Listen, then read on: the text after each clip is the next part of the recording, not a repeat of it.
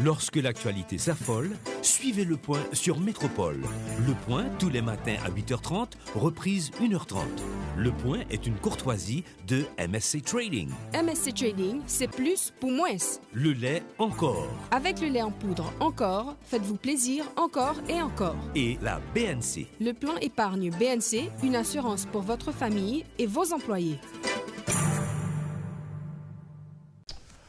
Madame, Monsieur, bonjour. Bienvenue à la rubrique Le Point de Radio et Télémétropole. Merci de l'intérêt. Bonne semaine à chacun de vous. Notre invité ce matin, l'ambassadeur Peterson Benjamin Noël, avec qui on va commenter l'actualité. Ambassadeur, bienvenue. Merci de répondre à notre invitation. Bonjour Wendell. C'est un plaisir pour moi de participer une nouvelle fois à l'émission Le Point. Merci pour l'invitation. Vous n'êtes plus ambassadeur d'Haïti auprès de la CARICOM? Bon, en diplomatie ou comme tout poste de nomination, et ça arrive toujours à une fin, et ça a été fait l'année dernière. Et c'était un grand plaisir pour moi de servir le pays au plus haut niveau, et ça a été une bonne expérience. Quand vous siégez avec vos collègues diplomates et que vous devez parler d'Haïti avec tout ce qui vient du pays en termes d'annonces, en termes d'image, comment le diplomate s'y prend? Bon, dans le cas haïtien, c'est pas toujours facile. C'est pas toujours facile. Lorsqu'on est diplomate, on est porteur de message et le plus souvent, on ne contrôle pas le message qu'on est porteur. Et par exemple, l'image du pays, ça, et on ne contrôle pas ça. Et on peut arriver à une réunion, on veut discuter de quelque chose, mais on ne trouve pas, ou du moins l'actualité vous précède? L'actualité, oui, mais on ne reçoit pas les instructions nécessaires. Ça veut dire que là, c'est l'expérience, être diplomate haïtien, c'est pas une chose facile, mais si on est bien équipé, si on est bien, et on a les informations, ou du moins les formations nécessaires, on peut arriver, mais difficilement. En général, votre contact direct est le président ou bien le ministre des Affaires étrangères? Bon, normalement, le président de la République, c'est le chef de la diplomatie, mais théoriquement, on établit les contacts via le ministère des Affaires étrangères. C'est beaucoup plus facile. Mais ça peut arriver qu'il y a des ambassadeurs qui ont des contacts directs avec le président, mais c'est toujours, du point de vue pratique, c'est plus facile de passer via le ministre des Affaires étrangères. Parlez-nous de la présidence, même si ce n'est pas ordre alphabétique, mais quand même Haïti a occupé la présidence tournante, c'était en 2018, pardon. Si je ne me trompe, qu'est-ce que ça a laissé pour le pays? Bon, il faut dire, en 5 ans, on a assumé la présidence à 2 reprises, 2013 et ensuite 2018. Bon, en termes de visibilité, ça nous a donné un peu de visibilité et un peu plus de présence au niveau de la région, mais encore une fois, les crises politiques, la situation du pays nous a rattrapés. Et là, depuis tantôt 1 an, on ne parle presque pas de la diplomatie au niveau de la CARICOM, mais plutôt on gère des crises en Haïti.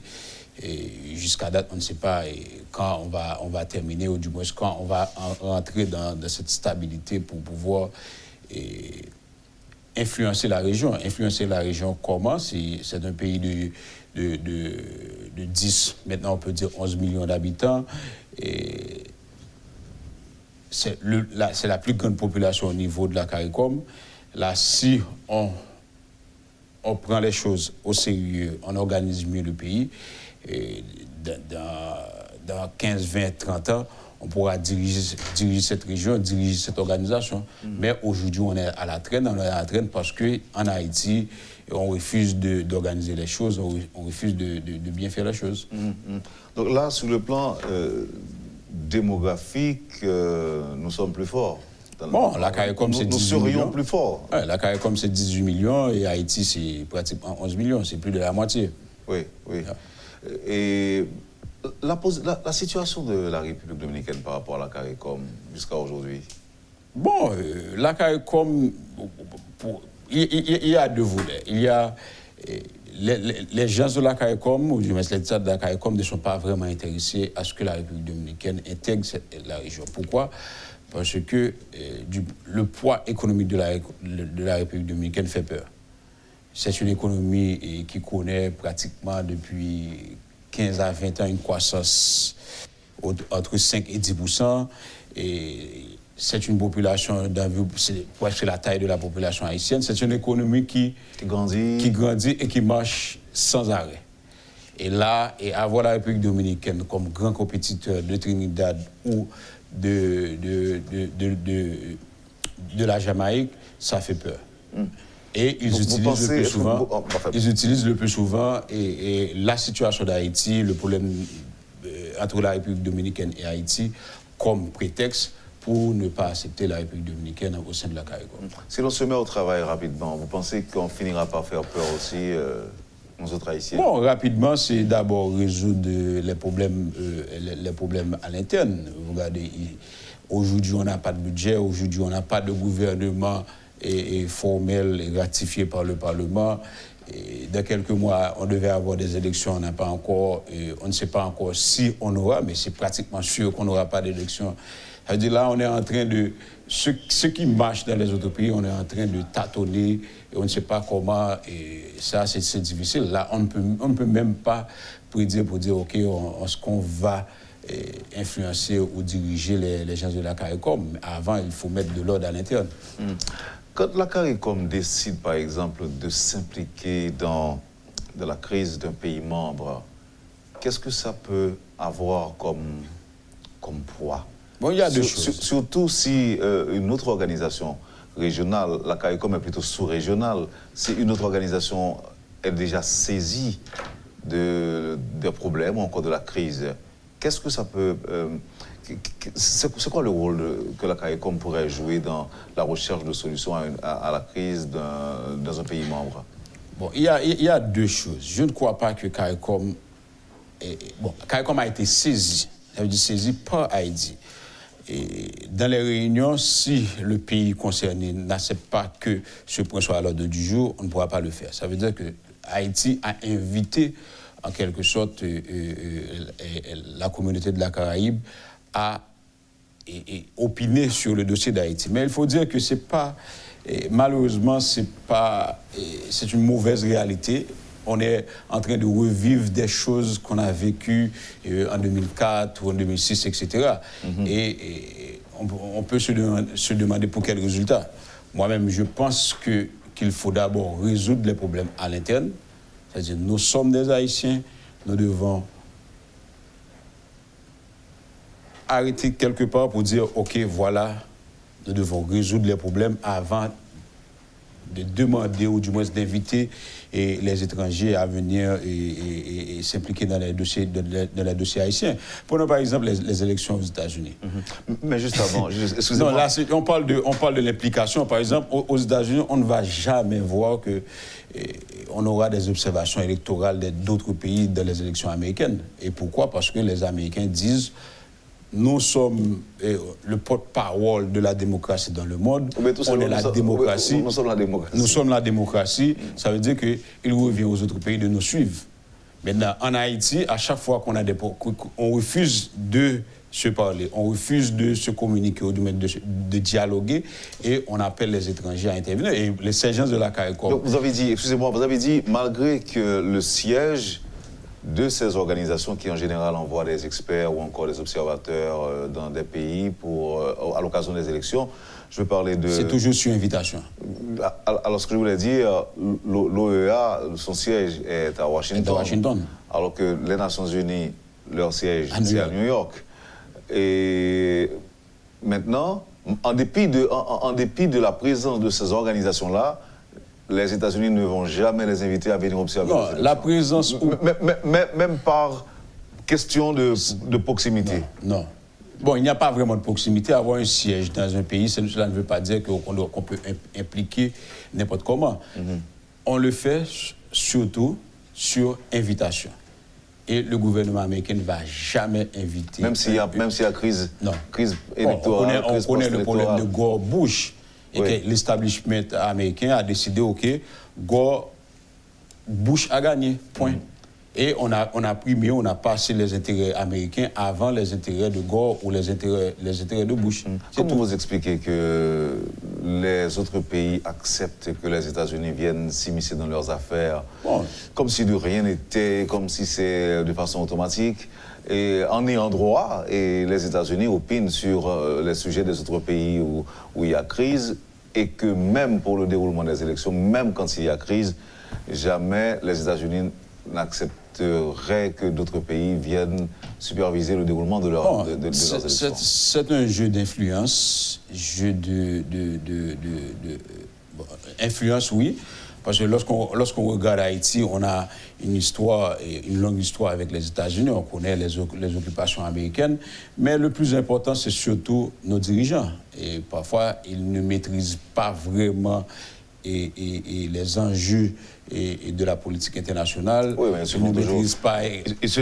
Ils doivent se faire accompagner, et de fait, ils se font toujours accompagner d'experts. Oui, mais les experts sont toujours là, mais le plus souvent, lorsqu'on conseille un chef d'État, on ne conseille pas un chef d'État pour accepter vos conseils. On donne les conseils et il revient au chef ou au ministre de prendre ou pas. Et le plus souvent, et de par mes expériences, un chef d'État ou un chef, il y a plusieurs cabinets. Il y a le cabinet officiel, il y a ce qu'on appelle shadow cabinet, il y a des gens qu'on ne voit jamais. Et ce sont ces gens-là qui sont de vrais conseillers. Qui sont de vrais conseillers. Et le plus souvent, les vrais conseillers, les conseillers techniques, et parfois, ils se résument à préparer des TP, préparer des talking points. Mais par contre, pour les autres pays, comme les grands pays qui donnent beaucoup d'importance à la diplomatie, et ils donnent également beaucoup d'importance aux conseillers techniques. Et en Haïti, le plus souvent, c'est le shadow, ce qu'on appelle le conseiller dans l'ombre. Et c'est ce personnage qui a beaucoup plus d'importance en Haïti. Là, je parle d'expérience. Oui. Même si je comprends. Et malheureusement, on ne le voit pas. Et ce conseiller existe, et il change de gouvernement, il change de régime, et il est toujours là. Mais pas trop loin du pouvoir, quand même. Il est toujours là, pas trop loin, il est toujours là. Il est toujours là. Je connais des personnages qui sont toujours là. Dans l'ombre. Dans l'ombre. OK. Mais de Jean-Claude Duvalier jusqu'à Jovenel Moïse. Pour revenir à la question des élections, vous maintenez que les États-Unis n'acceptent pas jamais que ces organisations-là... Les informations sont disponibles partout. Vous vous rappelez de l'enquête qu'on vient tout juste de réaliser sur l'implication de la Russie dans les élections américaines. Ça, c'est... On peut dire que les deux partis aux États-Unis se sont mis d'accord sur ce point. On doit jamais avoir de l'ingérence étrangère dans la politique américaine. Point. Oui, mais eux... Quel que soit le parti. Mais eux, ils sont autorisés à le faire. Non, à s'ingérer dans les affaires des autres, à s'immiscer dans les affaires des autres. Oui, mais oui, on peut dire oui et non, parce que si à l'interne, on n'accepte pas... Non, mais vous allez me dire aussi que... Non, mais c'est votre poids. Regarde ce qui se passe en Iran, regarde ce qui se passe, par exemple, en Syrie. C'est votre capacité à négocier, votre capacité à dire non. Oui, mais est-ce que vous avez bien dit négocier? Toute négociation suppose une situation... Votre poids.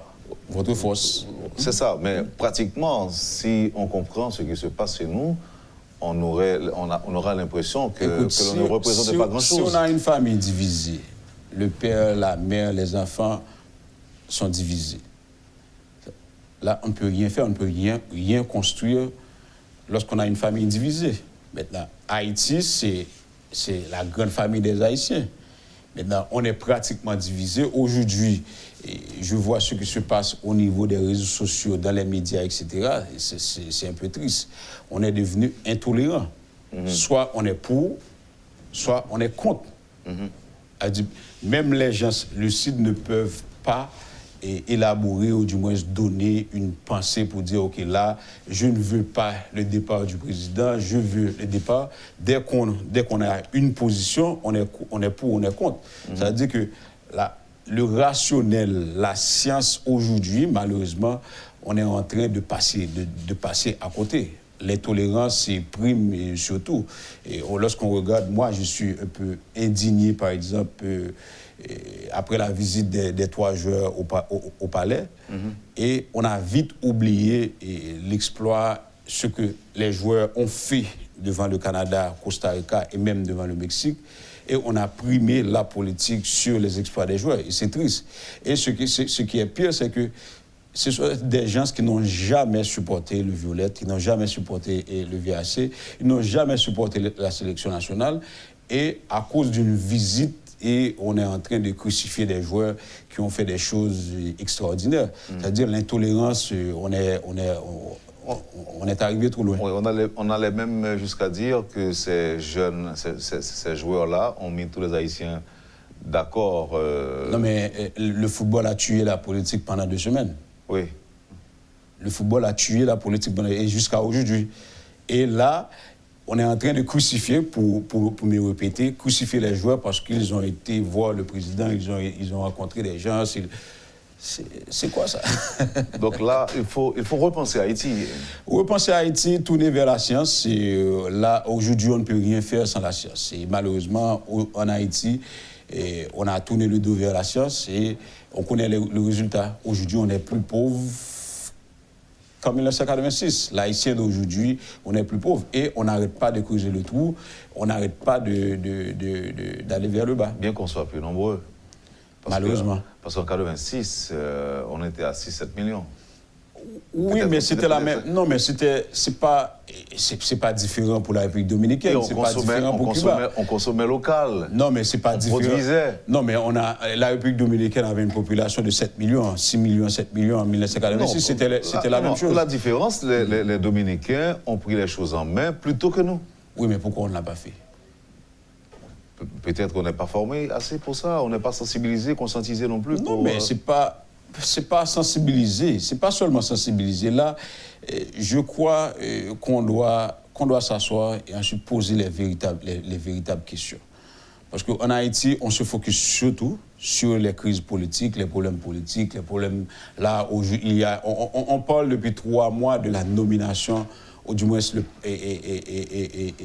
Premier ministre. De Premier ministre. Bon, on a déjà un Premier ministre nommé, mais est-ce qu'il doit passer au Parlement ou pas? Mais ça fait 3 mois. Lorsqu'on est diplomate et quelqu'un vous appelle pour vous dire on a nommé un Premier ministre. Mais dans tous les pays du monde, lorsqu'on nomme le Premier ministre, après 2 jours, et c'est fini, le Premier ministre est en fonction et dirige le pays. Et aujourd'hui, on est à 3 mois, on parle de Premier ministre nommé. Ça, est-ce que c'est... On doit, quelque part, arrêter pour dire, voilà, il faut poser les vraies questions. Les vraies questions, ce n'est pas seulement la crise actuelle, mais c'est la situation économique, c'est la contrebande, il y a un ensemble d'éléments qu'on doit, du moins, discuter et ensuite trouver des solutions. Ce n'est pas seulement le problème du Premier ministre. Voyons, en fait, allons encore en République dominicaine. Où le président dominicain, Medina, a inauguré un hôtel 5 étoiles de plus de 257 millions de dollars. C'était jeudi dernier. Bon. Alors que chez nous, les petits hôtels qu'on a peinent à fonctionner. Bon, la République dominicaine, encore une fois, c'est pratiquement 20 ans de croissance. Et 20 ans de croissance, c'est pas quelque chose, c'est pas un accident. La République dominicaine était pratiquement dans notre situation lors des élections de Balaguer et Peña Gómez. Et l'establishment de la République dominicaine a décidé de passer la République dominicaine en premier. Et on a eu, malgré les fraudes, et Balaguer avait reconnu qu'il y avait des fraudes, qu'il y avait des problèmes, et il a dû écouter son mandat, organiser de nouvelles élections. Et depuis lors, on a eu Fernandez. Et depuis lors, la République dominicaine a connu une stabilité sans pareil. Et c'est grâce à cette stabilité, et d'autant plus qu'il y a des investisseurs et des entrepreneurs qui donnent la priorité à la République dominicaine, et on a connu cette croissance. Maintenant, ce n'est pas un accident d'inaugurer un hôtel de 200 combien millions de dollars américains. 257. Mais pendant ce temps, Expedia nous enlève de sa carte. Et aujourd'hui, il est difficile de passer et via Matissan, ou du moins au niveau de Cabaret à Caen, là, on est en train de tuer le pays. Là, c'est difficile. Malheureusement, on est en train de, à chaque fois, et je suis sûr, si on n'arrête pas, dans 3 mois, si vous m'invitez à participer à cette émission, malheureusement, j'aurai le même discours, j'aurai les mêmes propos, etc. Mais c'est pratiquement là ça. Alors, une question, j'espère que vous n'allez pas la trouver bête ni idiote.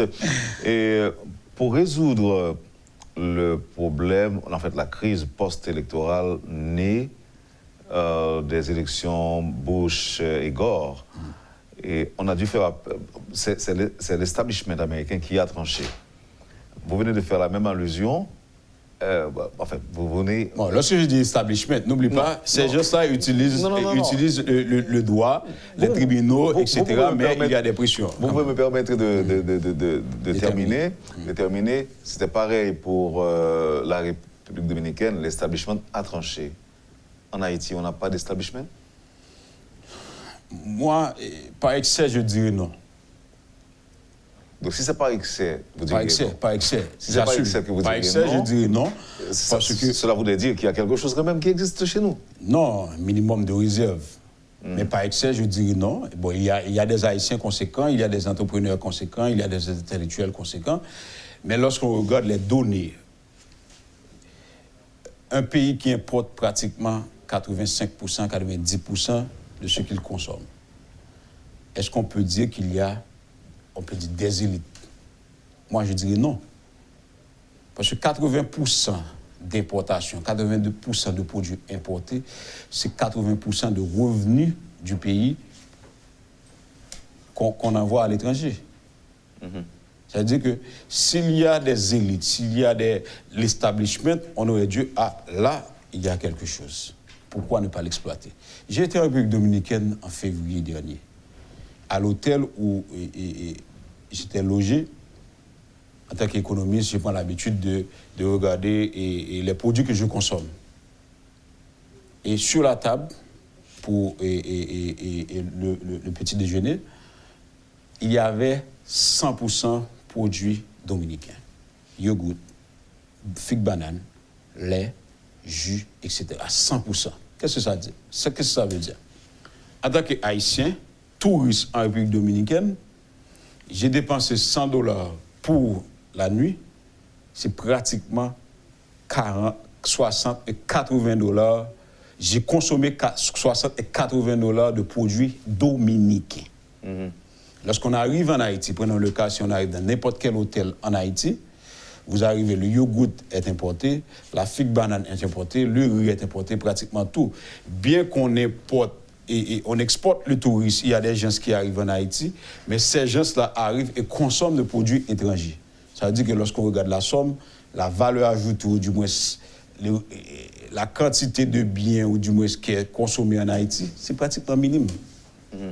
Ça veut dire que, est-ce qu'il y a establishment? Non, parce qu'il y a une niche d'opportunité, c'est 11 millions d'habitants, on peut faire beaucoup de choses. Maintenant, puisqu'il n'y a pas vraiment d'intérêt, il n'y a pas vraiment de grandes entreprises locales, et ça ne veut rien dire aux entrepreneurs, aux élites de dire il faut arrêter. Aujourd'hui, c'est facile, on va à la banque, on emprunte 100 millions, 200 millions pour importer.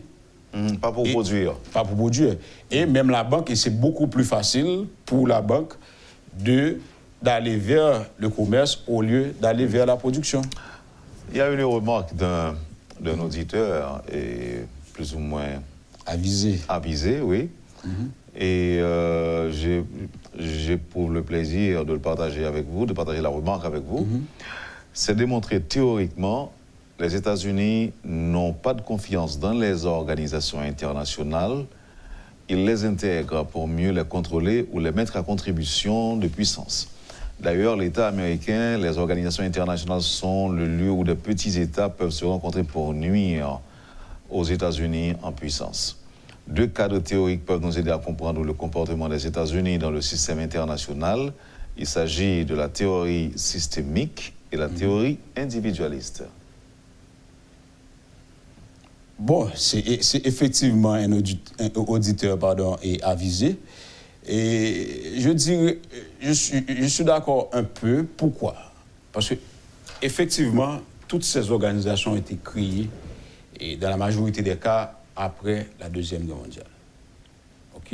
Il s'agit de l'ONU après la Deuxième Guerre mondiale. Alors, la SDN d'abord. Bon, SDN, mais c'était après la première. Maintenant, la majorité des organisations internationales, ont été créées après la Deuxième Guerre mondiale. Maintenant, qu'est-ce que ça signifie? Après la Deuxième Guerre mondiale, on a eu ce qu'on appelle la montée en puissance des États-Unis. La majorité des pays européens étaient à genoux, et le Japon, et à l'exception de la Chine, les pays asiatiques, c'était la même chose. Et les États-Unis ont eu l'opportunité d'influencer le monde, de mettre des organisations, ou du moins de dicter sa doctrine. Et c'est la même chose pour l'Organisation mondiale du commerce, par exemple. Ils disent, OK, là, il faut aller vers le libre-échange, il faut... Maintenant, mais aujourd'hui, il y a des pays qui utilisent ces mêmes structures pour forcer les États-Unis. OK? Maintenant, est-ce qu'on va arrêter là? Je ne crois pas. Mais il revient, par exemple, dans le cas d'Haïti, d'utiliser ces structures et pour mieux profiter ou pour mieux protéger ses intérêts. Mais je suis d'accord avec l'auditeur, oui, mais si je suis en position de dominance, je peux préparer bon, pas l'agenda, mais diriger le monde selon mes intérêts. Selon mes intérêts. Et aujourd'hui, par exemple, on a un Donald Trump qui est en train de questionner ces mêmes idéologies, par exemple, on parlait jusqu'à l'arrivée de Donald Trump, libre circulation, etc. Mais il a dit, America First, et il est en train de bousculer la Chine, il est en train de bousculer l'Europe, et sur les questions tarifaires, etc. Et ce sont des choses qu'on n'osait même pas poser et avant l'arrivée de Donald Trump. Est-ce que ça vous dit d'écouter une autre remarque de notre auditeur? OK. L'auditeur ou l'auditrice écrit ceci, et je cite, « L'establishment en Haïti existe. Tenez-vous bien. Ils sont juste des apatrides armés de passeports divers. La bonne marche de la République n'est pas dans leurs intérêts, ce sont des colons déguisés. Essayez de les convoquer au parquet et vous verrez qui les protège. Haïti nourrit ses bourreaux et non ses fils. » Non, mais même dans les propos, il y a contradiction. Passeport divers. Il n'y a pas d'establishment. On parle d'Haïtiens, on ne parle pas d'étrangers. Passeport divers. Oui, mais quelqu'un qui a un non, on peut avoir la double nationalité. C'est possible. Mais lorsque je parle, regardez, on a un pays, je me répète encore une fois, 85% de produits importés, de produits consommés en Haïti sont importés. Est-ce que vous pensez que la tenue d'une conférence nationale, des ateliers généraux sectoriels de la nation, vous pensez que ça peut... Combien de pays qui ont réussi là? Non, je vais vous poser la question. Non, mais moi, je suis... Écoutez, pourquoi avoir une conférence nationale? Alors, je disais tantôt atelier, mais alors je voulais parler des états généraux sectoriels. Pour discuter de quoi? Pour discuter du pays, pour discuter des priorités du pays. Vous êtes président de la République, vous avez fait campagne. Vous avez gagné les élections. On vous donne le pouvoir. Et là, il vous arrive vous dire que là, je ne peux pas diriger, je ne peux rien faire, il faut une conférence nationale. Conférence nationale pour faire quoi? Pour moderniser l'économie. Conférence nationale pour faire quoi? Pour organiser les rues. Conférence nationale pour faire quoi? Pour renforcer la sécurité, pour stopper les motocyclettes. Conférence nationale pour faire quoi? Pour mettre de l'ordre? Pour mettre de l'ordre, pour changer le pays. Non. C'est pas nécessaire, selon vous? Non. Il faut de l'autorité. Donc ça veut dire que quelqu'un... L'autorité. Vous pensez que l'autorité suffit? pour même l'autorité et la vision. Même les gens qui parlent aujourd'hui de changement de système, ça vous interpelle pas, ça vous dit rien? Non, moi je pense qu'il faut changer de système, oui, parce que le modèle qu'on a ne fonctionne pas. C'est un modèle qu'on a piécé dans les années en 1986 et aujourd'hui ça ne fonctionne pas. Ok, on ne peut pas avoir un système où le président de la République a été aux élections. Pour atteindre cet objectif, il n'y a pas une voie déjà tracée pour y arriver. Est-ce que, selon vous, si des secteurs se mettent ensemble pour les états généraux sectoriels de la nation, ma question c'est qu'est-ce qu'on va discuter dans ces états généraux? Eh bien bon, je vous l'ai déjà dit. On n'a jamais posé cette question. Qu'est-ce qu'on va discuter? Justement, regardez ce qui ne fonctionne pas. Mais écoutez, le premier problème, il y a 3 postes. Là. En tant qu'économiste, il y a, dans les familles haïtiennes, il y a l'éducation. 3 postes de dépenses. L'éducation, la nourriture et le logement. Il faut des états généraux pour poser ces 3 questions. Pourquoi on n'ajoute pas la santé? Hein? Bon, on peut dire le grand système de sécurité sociale, etc., si on ajoute la santé. Mais le plus important, c'est pas... La santé, oui, mais je parle du quotidien. Le plus important, c'est le logement, l'éducation des enfants, la nourriture. C'est 3 postes de dépenses. Et pourquoi il faut des états généraux. Oui, mais pourquoi on ne se met pas pourquoi on se met pas ensemble, on ne se met pas d'accord, pourquoi on ne s'assoit pas justement pour poser ces problèmes? À chaque élection, on le fait. On ne le fait pas. On vous donne le mandat et malheureusement, écoutez, chaque président fait campagne à partir de disons, d'un programme. Mais vous pensez qu'un président peut résoudre les problèmes d'Haïti aujourd'hui dans l'état actuel de Moi, je pense que c'est d'abord le président. Si le président n'a pas de vision, le reste ne va pas... On va rien faire avec le reste, malheureusement.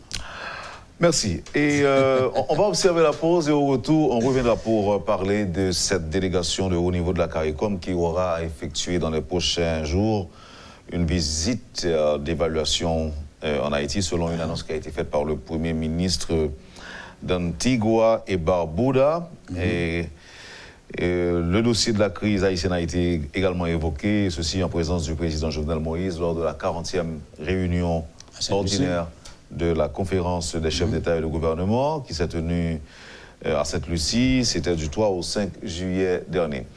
On parlera... je solliciterai des réactions de votre part pour avoir été membre, représentant d'Haïti auprès de la CARICOM. Avec vous aussi, je voudrais au retour parler de cette prolongation accordée aux Haïtiens en situation irrégulière au Chili et qui ont 90 jours pour se régulariser, se conformer, pour éviter d'être toute déportation massive des Haïtiens. Et pourquoi ne pas parler de la situation aux États-Unis? Il y a des migrants qui sont en situation irrégulière et qui ne sont pas sortis et qui n'arrivent pas à aller travailler par peur d'être expulsés. Et en sachant qu'on est déjà à l'expiration de l'échéance accordée par l'administration Trump pour que l'on commence les opérations de déportation, déjà 8 jours. On pourra voir ces points et pourquoi ne pas passer, ne serait-ce qu'à pieds joints, sur les grands problèmes de notre économie, avec l'économiste que vous êtes.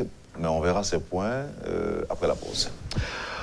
Poursuivez, madame, monsieur, la rubrique Le Point de Radio et Télémétropole. Notre invité ce matin, l'ambassadeur, l'économiste Peterson Benjamin Noël. Merci de l'intérêt. À tout de suite après la pause. Le Point est une courtoisie de MSC Trading. MSC Trading, c'est plus pour moins.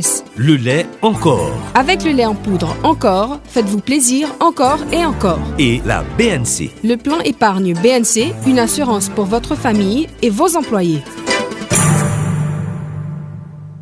Merci, madame, monsieur, de votre patience. Merci de l'intérêt. Peterson Noël est notre invité ce matin pour commenter l'actualité.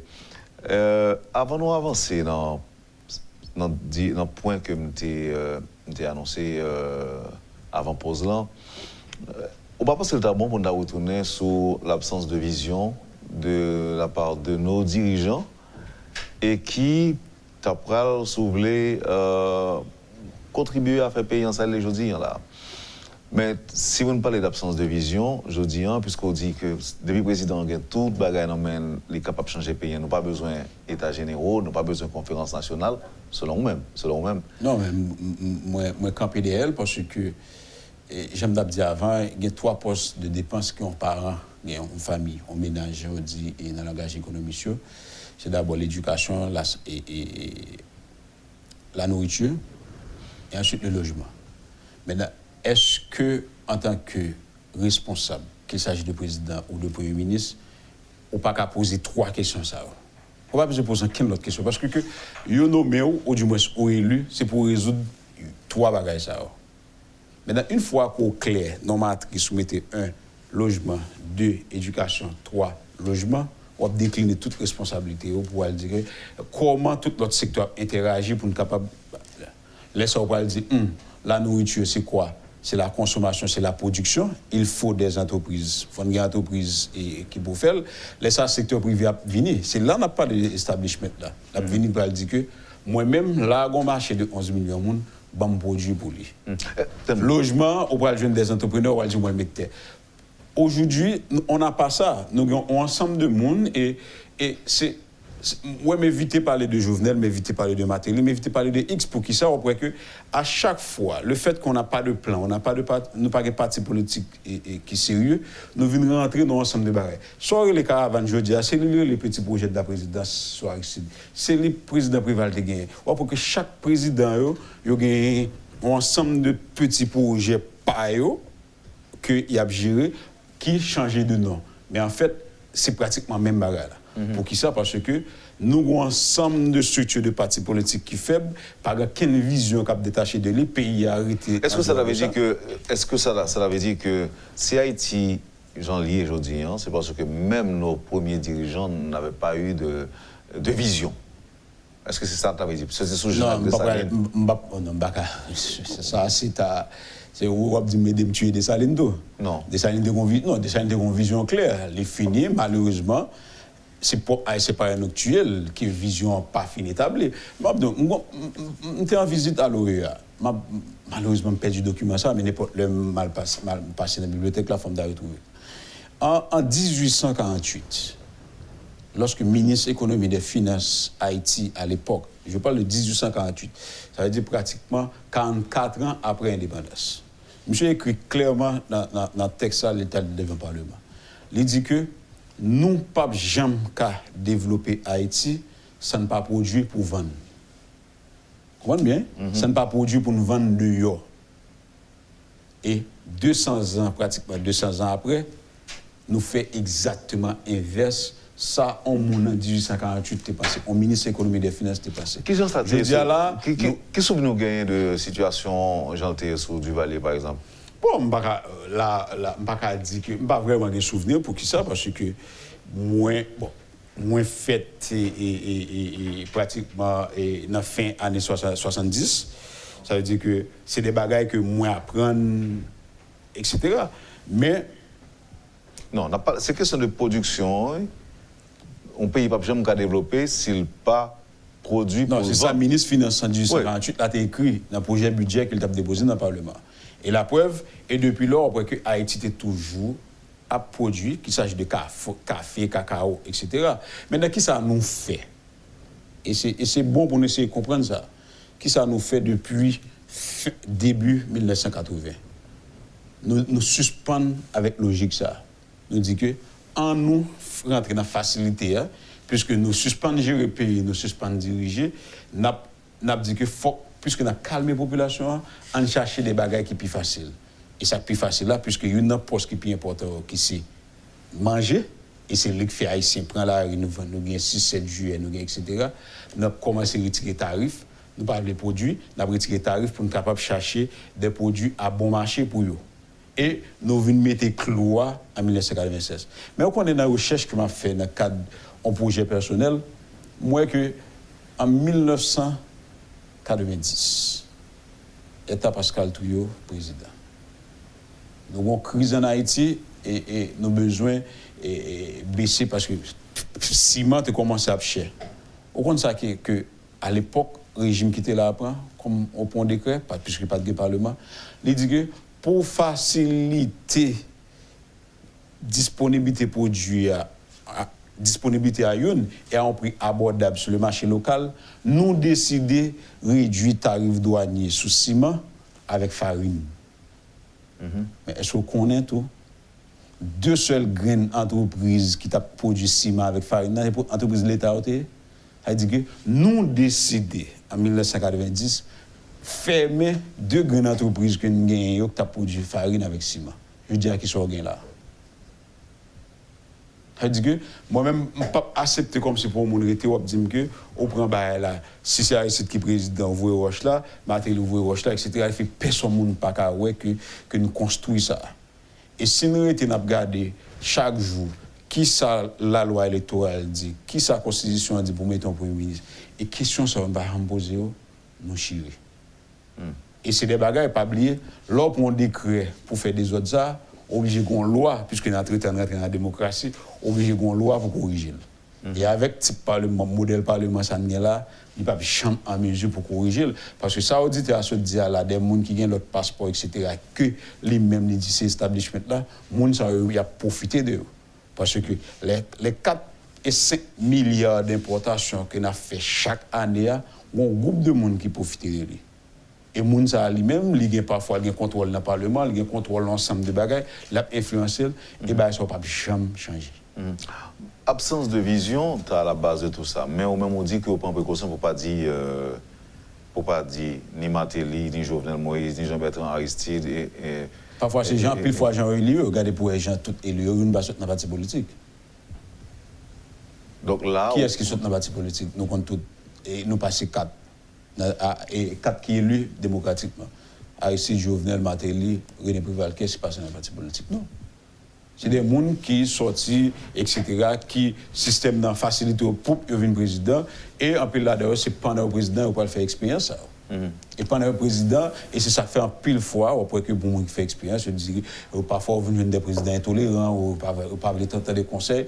Pour qui ça? Parce que il n'y a pas de gain habitude ça, il n'y a pas de gain habitude challenge, il n'y a pas de gain habitude comme si pour attendre des contraires, ou du moins pour creuser, pour garder Bagala aller au-delà. Parce que le fait qu'on est entré dans cette facilité, nous allons rentrer dans cette question de résoudre urgence. Après, chaque fois qu'on crise, on a 200, 300 millions dépensés pour faire apaisement. Mais apaisement, pour qui ça, c'est balayer la rue, etc. Parce qu'on aime cette facilité. Ça aide en partie dans la corruption, mais mais en pile fois, nous ne pouvons pas les chita pour aller sur le long terme. Si nous voulons faire état généraux, c'est ça que nous faisons. Mais ça, parce qu'on ne parle pas chita. On parle de chita même. Non, on ne dit pas non. Yo élo, yo PO pour faire job là, sont pas capable ou juste quitter ça. Mais malheureusement, d'abord, l'on position de chef ou de pouvoir, on toujours pensé que, on toujours croit que soit fait à bon. On toujours pensé que soit fait à bon jusqu'à ce que Bagala éclate. Mais est-ce que le conseil vraiment, si nous n'avons pas besoin de prendre 10, 15, 20 conseillers ou bien consultants? Nombre de leurs conseillers n'est pas nécessairement là pour imposer un chef. Non, mais on dit comme ça que leur président, leur chef, ont toujours pensé que tout soit fait à bon.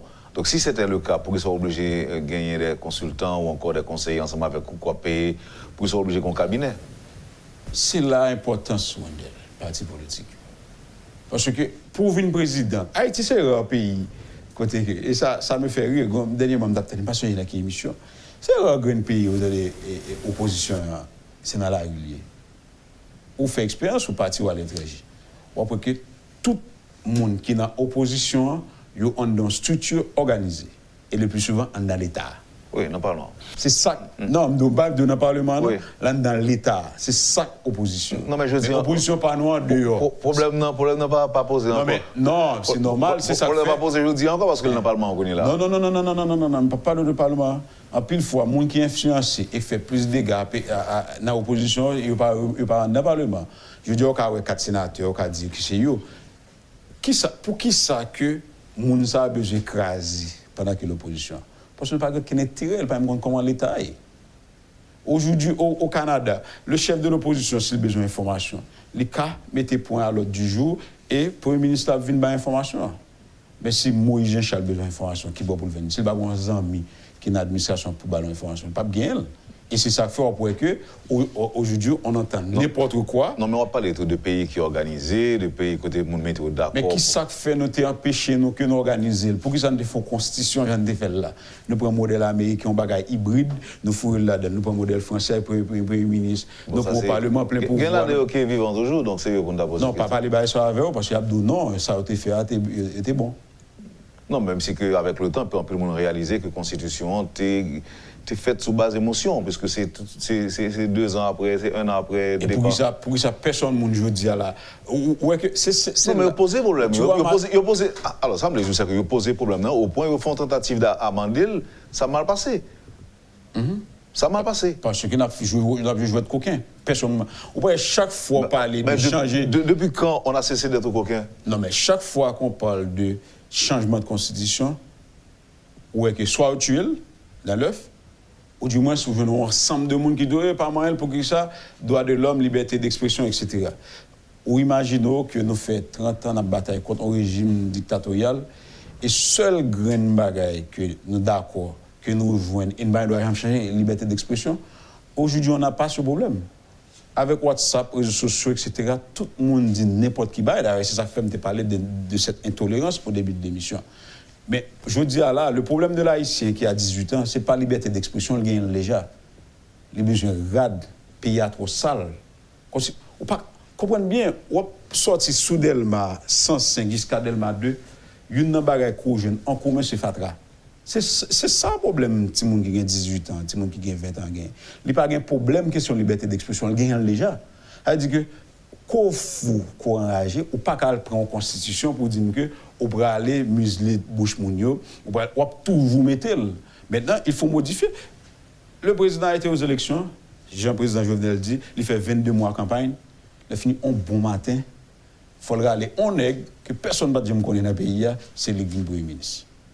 Et quand ça pidua, et ça arrivait, plusieurs présidents, Jovenel, Martelly et même René Préval, ont arrivé un bon matin, on a fait le premier conseil des ministres, on a au moins 2 ministres qui n'ont pas jamais rencontré dans vous.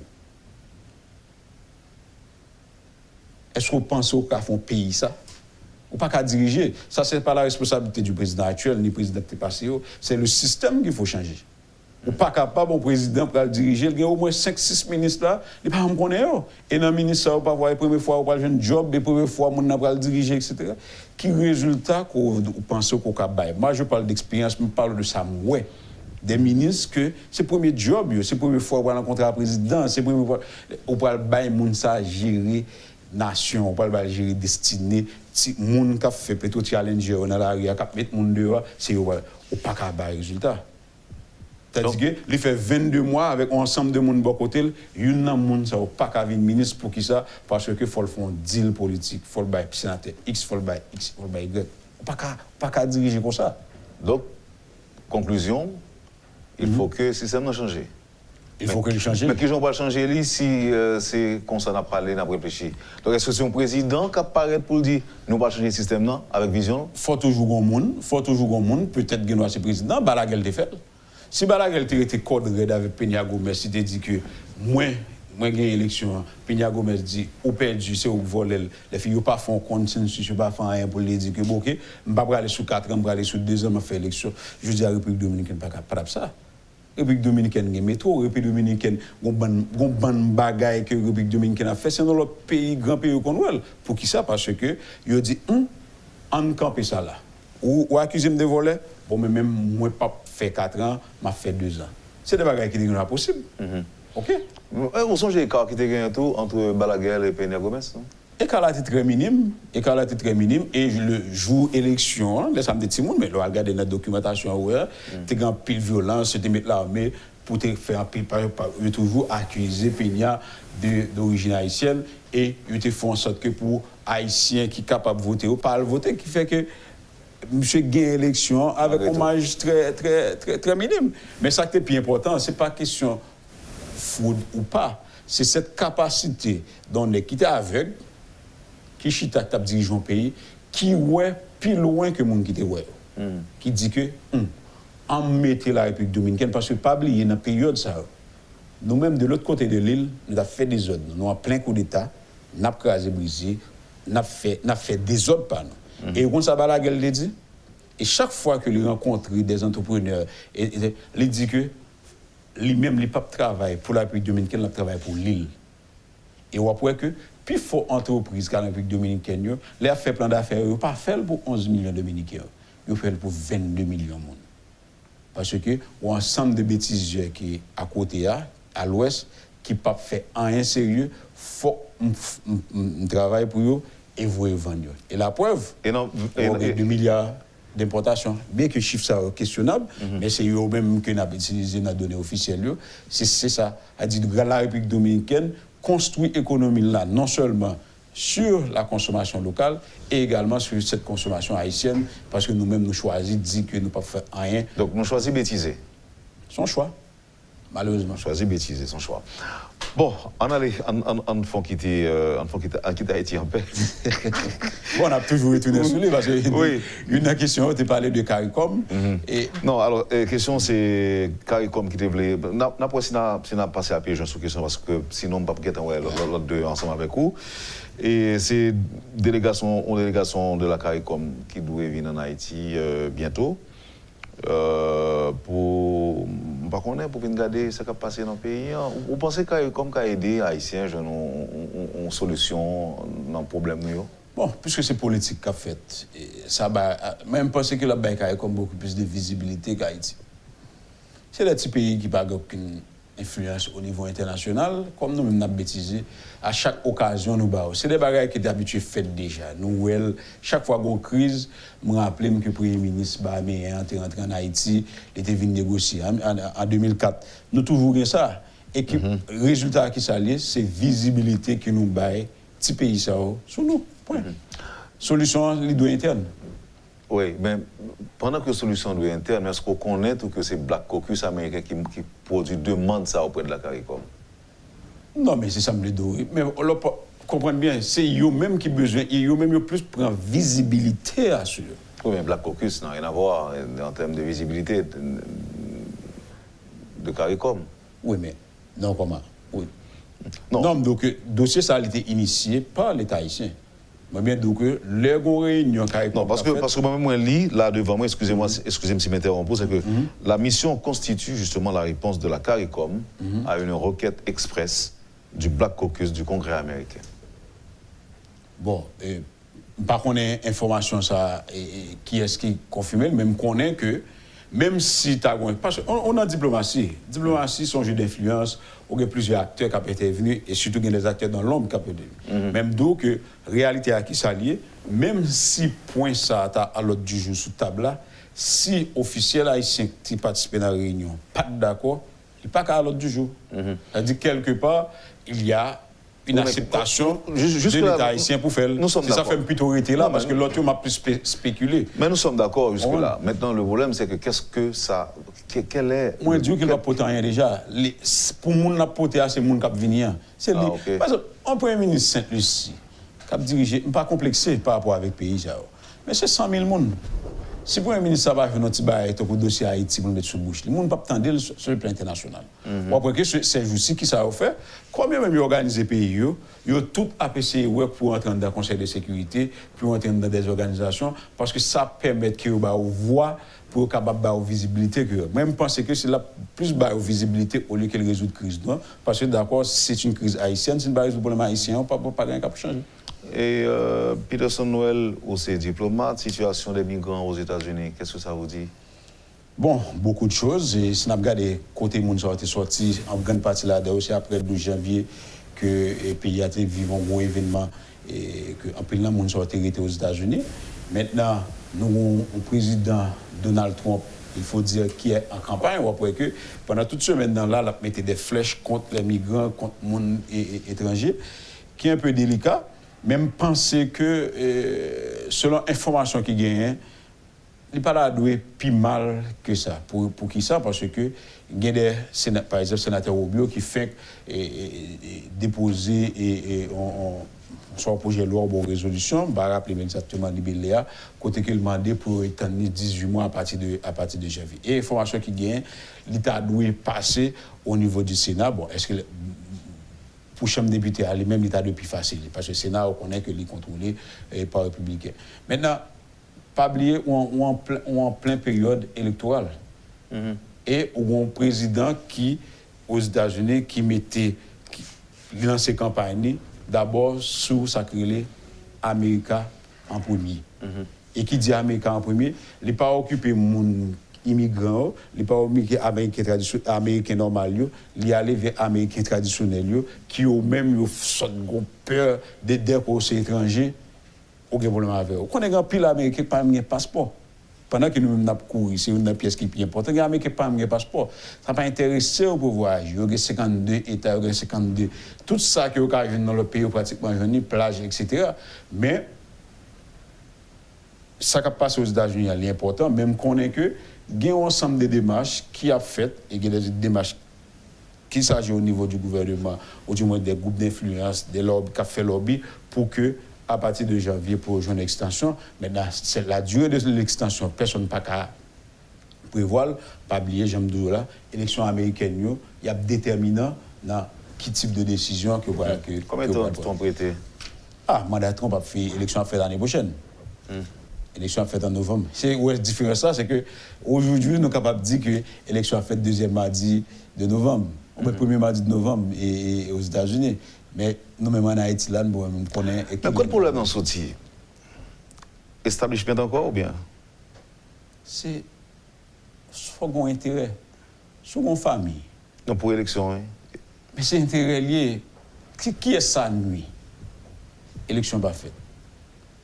Pas oublier, ce n'est pas le président qui n'a pas fait l'élection. Matéli n'a pas fait. René Préval a fait, il a fait le malement. Aristide n'a pas fait. Il faut regarder la pratique là. Oui, et puis nous prenons 29 novembre, 29 novembre, élection gâtée. Comme nous avons une mémoire courte, chaque fois, nous juste regarder qui est-ce qui a, les filles nous fait l'aide pour nous tuer. C'est ça lié. Nous n'avons pas vraiment une véritable question qu'on n'a pas les capacités et les moyens d'organiser les élections chaque 2 ans. Non. Si nous respectons à la lettre sa constitution, on dit chaque président qui est élu doit organiser des élections 2 fois pendant le mandat. Mais qui est-ce qui doit aider pour ça faire? Moi-même avant. Il faut changer la constitution, pas bon. La constitution, pas bon, il faut dire. Qui est-ce qui pourra décider pour refaire la constitution? Il y a 2 options. Soit nous d'accord, nous entendons, peut-être c'est là pour nous faire dialogue, là, pour nous refaire la constitution, ou du moins, il a fini par faire de parler même. Parce que la constitution de 1985 de Duvalier, son constitution, personne ne m'a parlé de lui, mais la constitution de 1985, c'est lui-même qui prévoit le poste Premier ministre parce qu'il a réduit le mandat et autorité que le président a gagné. Mais qui ça qui fait le changer d'après vous? Ça qui fait de 1987. Pas de chita, non, tu fait. Une explosion sociale qui fait, et puis tout le monde allait vers la constitution de 1987. Elle dit que si nous ne sommes pas d'accord pour nous faire en monde éclairé, la rue a fini guérison. Est-ce qu'on va dire comme ça? Il a chassé Duvalier, et maintenant, comme il y a un vide, non, mais dirigeant à l'époque, il dit faut que nous ayons une nouvelle constitution. Mettez-moi 2 temps. Donc, constitution de 85, constitution de 87. Qui ça fait? C'est parce qu'il y a une pression qui fait Duvalier aller. Il fait une bonne constitution 87 là. Même d'aujourd'hui à là, c'est sûr qu'on aura une nouvelle constitution. Mais il y a 2 options. Soit nous chita en monde éclairé, nous faisons, laissons pas de casse, pas de problème, pas de rien. Ou du moins, nous faisons l'autre option, que c'est la rue à forcer nous faire, laissons à bien casse, à bien tout barré. Nous pas seulement un problème constitution, nous avons une bonne séquelle que nous sommes obligés de gérer. Parce que c'est ça que nous avons fait en 86. En 86, non seulement nous changeons le régime, nous changeons la constitution, mais je vous dis, on a payé ce qu'elle est parce que nous avons fait le mal. Nous n'avons pas fait le temps au Chili, nous n'avons pas fait le temps au Bolivie, nous n'avons pas fait le temps au Argentine, nous n'avons pas fait le temps au bon pays qui était une dictature, même avec nous. Bon, on observe pour nous qui ça va le passer. Et puis, surtout pour combien de temps nous prenons dans une situation ça, l'élection pas jamais fait. Non, même pas quoi, Wendell, pas quoi que nous obligés d'observer. Il faut nous obliger à agir. On va faire là. Nous avons un micro, nous pouvons parler, bon, Mosé dit, parce que en peu de monde ne peut pas dire, mais nous pas qu'à faire rien avec la constitution sans rien. Et pour le problème, le président Préval de dire, laisse tout le monde dire mal, il était kawel, des idées pour le pouvoir, etc. Mais il avait raison. Ou pas qu'à faire avec ça, pas pas marcher. Est-ce qu'on n'a pas l'impression que nous sommes un pays qui plus a fait bac sur toute bagaille? Est-ce qu'on n'a pas cherché l'autre expression? Dis-moi, l'autre expression, mon équivalent, mon synonyme, on dit que nous casser tête tournée. Non, mais nous sommes le seul pays dans la région côté que la population appauvrie chaque année. Seul grand pays. Moi-même, j'ai chance de voyager dans pratiquement 75 ou 80% des pays dans l'Amérique, depuis le Canada jusqu'au Chili. Je voyage dans tout. C'est deux grands pays que je vais visiter, c'est Brésil, Argentine avec Venezuela. Je voyage dans tout. C'est seul nous-mêmes qui avons fait bac depuis plus que 30 ans. Dernier point, c'est la situation haïtienne au Chili. Oh, situation au Chili. Il a annoncé expulsion massive. Bon, à la dernière minute, nous apprenons que il y a une prolongation que les Haïtiens pour régulariser. Et c'est justement le ministre des Affaires étrangères qui a sorti un tweet pour annoncer cette nouvelle-là le week-end dernier. Bon, on connaît il y a deux bagages en Haïti, il faut prendre une précaution. Et mots, il y a utilisé parfois, il faut qu'on aille au-delà de ça. Parce que l'information que je gagne, c'est que il y a un ensemble de monde qui était déjà approuvé et il y a un délai qui passait là pour être capable d'enregistrer ce site-là. Mais qui dit enregistrement dit que faut un ensemble de documents ou un ensemble de papiers que tu as besoin en main pour faire des bagages. Maintenant, lorsque le ministre des Affaires étrangères là, lui-même, il voit que le délai n'a pas respecté pour une bonne raison, par exemple, des CPJ, pratiquement une semaine pas fonctionné à cause d'un gros panneau électrique et panne technique qui ont été gagnés.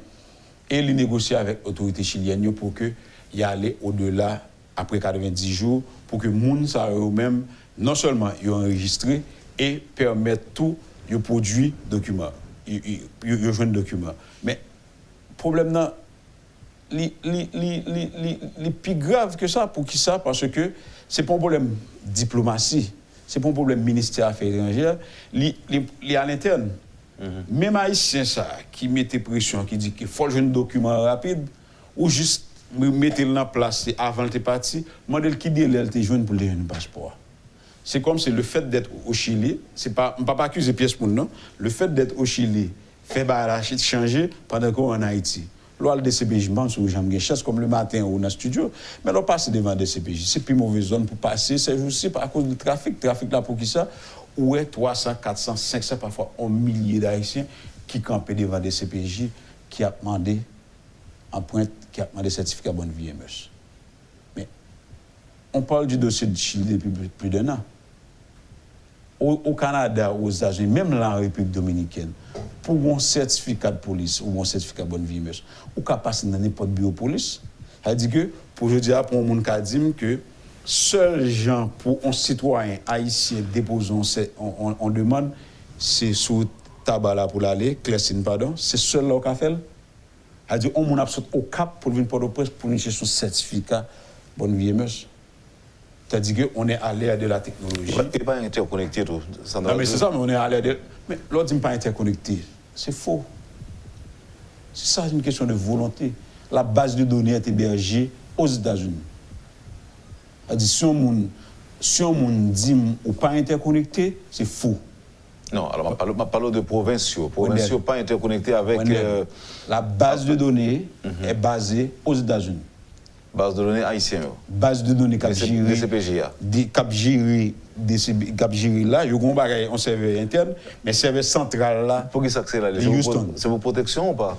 Bon, protection, mais on connaît ces coopérations américaines qui étaient faites et elles sont toujours liées, etc. Est-ce que c'est pour protéger vous non qui fait cela? Pas protéger. Bon, réseau, ça nous ne pouvons pas discuter là. Mais si devoir de réserve si serveur a connecté avec Houston chaque seconde, ou qu'à mettre l'autre ordinateur tout connecté là avec au cap haïtien, etc. C'est juste une question de volonté. Point. Aussi simple que ça? Simple. Peter Samuel, c'est un plaisir de vous malheureusement nous ne pas aborder le dossier économique. Non, nous parlons en pile de l'économie, mais nous ne parlons pas d'inflation qui est 18,8, nous ne parlons pas de ça. Mais pour moi, je ne vais pas ça, pile fois, je ne pas vraiment insister sur parler d'inflation, parce que ça, oui, ou vivez, plus maintenant structurel là. On nous garde structurel là, au lieu que on regarde des pommes qui sont malades, tandis que son cancer que je gagne, ou pas qu'à avoir cancer, mon cas ouais que je gagne lèpre ou qu'à avoir que je gagne bouton. Bouton va intéresser, on garde ça en dedans. Et nous pas grand pile monde qui fait exercice ça. Merci encore une fois, je suis content d'ouvrir ce maintenant ensemble avec vous. Merci beaucoup. Et à bientôt. Vous avez suivi, mesdames, messieurs, la rubrique Le Point de Radio et Télémétropole. L'ambassadeur Peterson Benjamin Well était notre invité ce matin. Merci de l'intérêt, merci de l'accueil. Passez une excellente journée. Une très bonne semaine avec nous et à demain. Lorsque l'actualité s'affole, suivez Le Point sur Métropole. Le Point, tous les matins à 8h30, reprise 1h30. Le Point est une courtoisie de MSC Trading. MSC Trading, c'est plus pour moins. Le lait encore. Avec le lait en poudre encore, faites-vous plaisir encore et encore. Et la BNC. Le plan épargne BNC, une assurance pour votre famille et vos employés.